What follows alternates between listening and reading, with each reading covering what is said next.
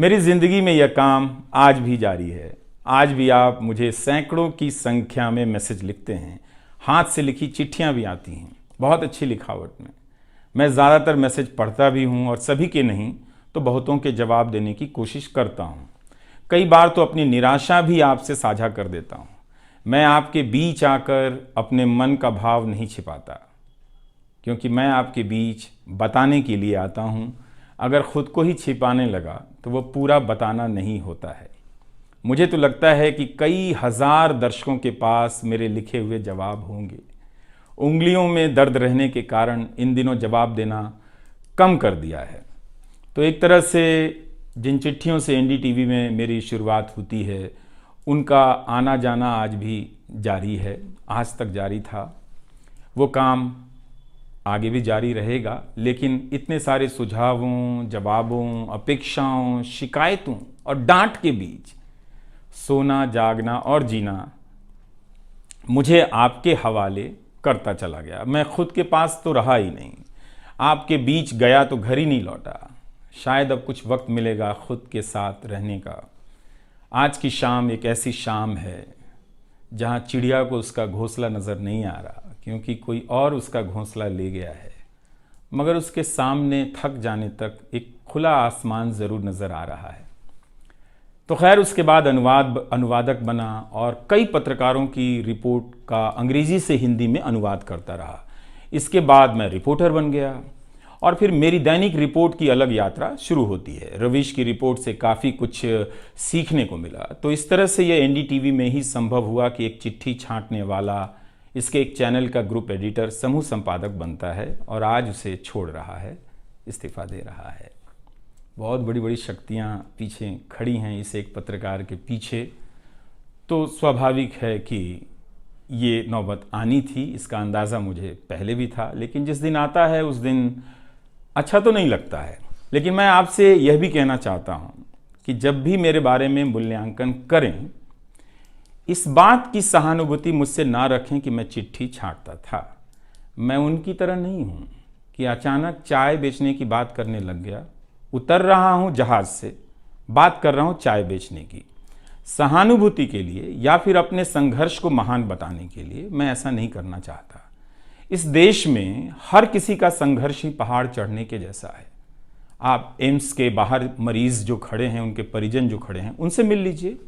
आपको पता चल जाएगा कि उनकी चुनौतियां कितनी बड़ी हैं और आपका दुख कितना कम है, छोटा है।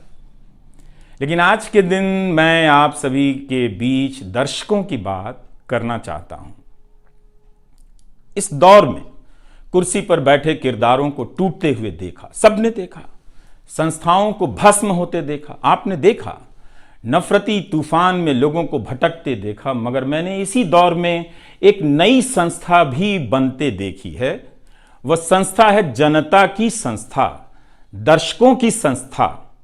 दर्शक ही अपने आप में इंस्टीट्यूशन बन जाते हैं।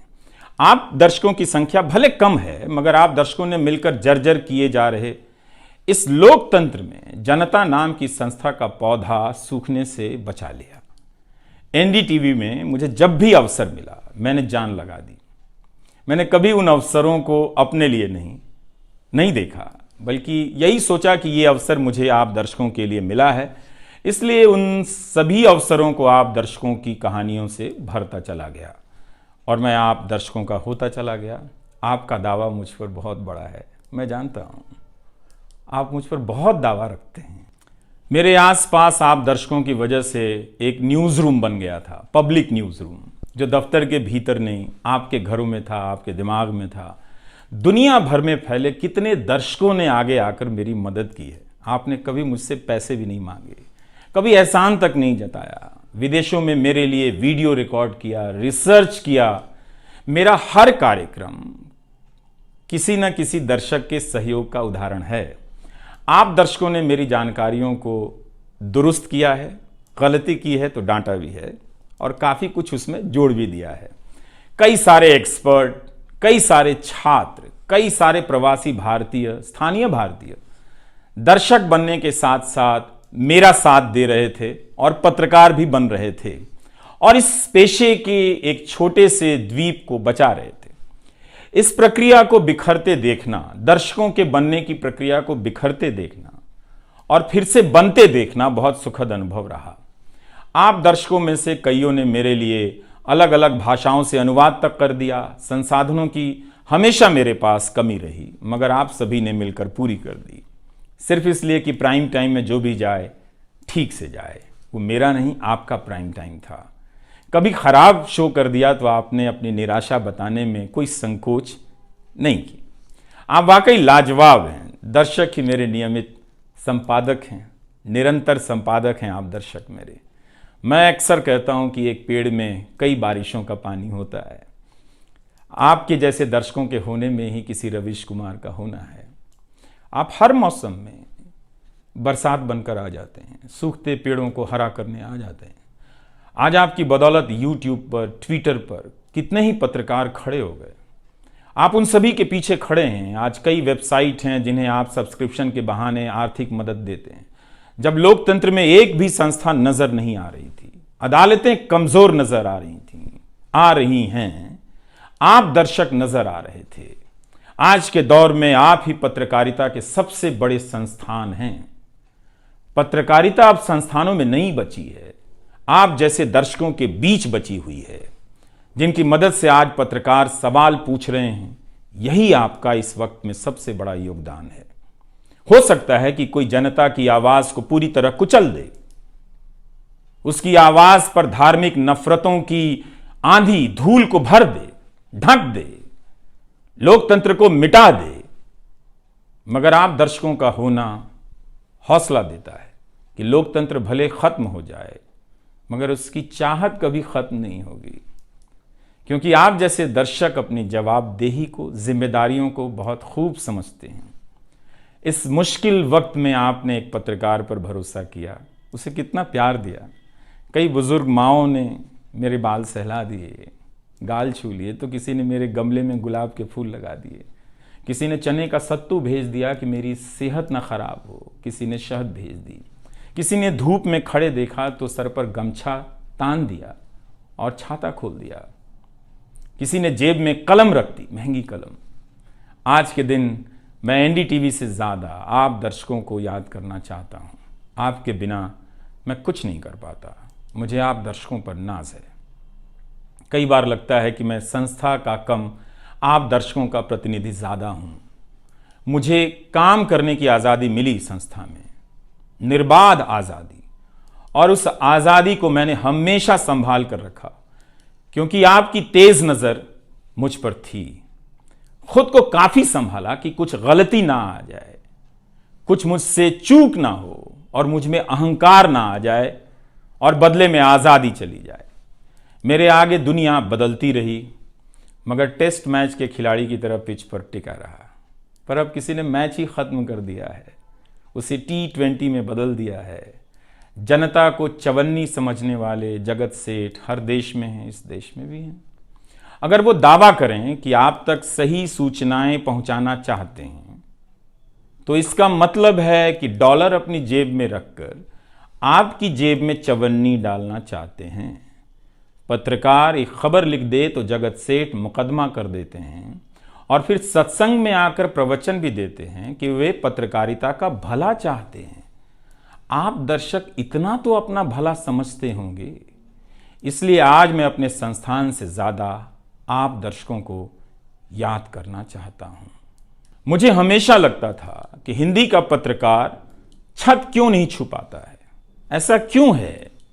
हिंदी पत्रकारिता के कई श्रेष्ठ संपादकों, पत्रकारों के कार्यों पर निगाह रहती थी। उनकी गहराई हैरान करती थी, फिर भी लगता था कि उनकी बात जमाने तक ठीक से नहीं पहुंची, पेशे के भीतर उन्हें उनकी जगह नहीं दी गई। पत्रकारिता का मतलब अंग्रेजी का पत्रकार होना हो गया। इसके कुछ ठोस कारण भी हैं, उनमें विस्तार से जाने का समय नहीं है, लेकिन तब भी हिंदी के जुझारू पत्रकार आसमान क्यों नहीं छू सकते हैं, यह बात कचोटती रही। इन सब बातों ने मेरे व्यवहार में काफ़ी बदलाव कर दिए। भाषा को संयमित किया, मर्यादित किया, ताकि हिंदी का प्रभाव कम ना हो। बहुत सजगता से अपना काम इस तरह से किया कि लोगों को, देश के किसी भी हिस्से के लोगों को मेरी हिंदी से प्यार हो जाए। मेरी मातृभाषा हिंदी नहीं है, भोजपुरी है। भोजपुरी गांव है मेरे लिए। हिंदी मेरे लिए भाषा का वो शहर है, पहला शहर जहां मैं गांव से शहर आया था। लेकिन मुझे भारत के हर राज्य के दर्शकों से प्यार मिला है। हिंदी प्रदेशों की कुंठित राजनीति ने हिंदी को हथियार बना दिया। इससे हुआ कुछ नहीं, हिंदी को लेकर कुंठाएं ही बढ़ती चली गईं, किसी का भला नहीं हुआ। मैं उन सभी गैर हिंदी भाषी पत्रकारों, सामाजिक कार्यकर्ताओं, विद्वानों का शुक्रिया अदा करना चाहता हूं, जिन्होंने मेरी हिंदी को समृद्ध किया, जिन्होंने मेरे लिखे हुए का अपनी भाषा में अनुवाद किया और अपनी भाषा में लिखी हुई जानकारियों का मेरे लिए अनुवाद कर दिया, मुफ्त में। कई बार लगता था कि अलग अलग डिब्बे जुड़ते जा रहे हैं और रेल बनती जा रही है। उर्दू, मलयालम, तमिल, कन्नड़ा, पंजाबी, गुजराती, मारवाड़ी, बंगाली, मराठी भाषा के पत्रकारों ने कितना कुछ जोड़ा है।